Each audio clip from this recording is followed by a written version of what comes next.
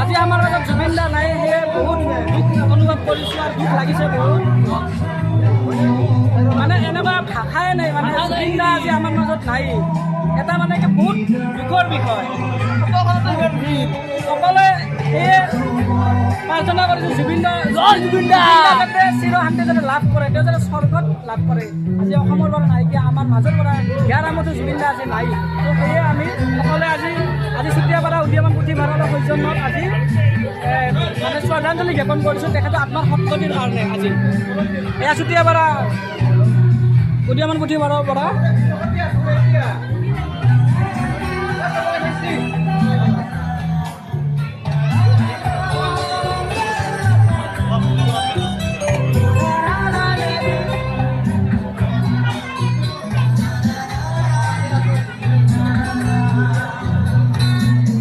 কি ক'বা? আজি জুবিন দা আজি নাই, কি ক'বা? আজি ইয়াৰ মাজত জুবিন দা আমাৰ মাজত আজি নাই।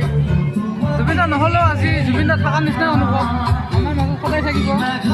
জুবিন দাৰ সেই গানবোৰৰ মাজত আমি সুখ দুখ সকলো বিচাৰি পাইছিলোঁ।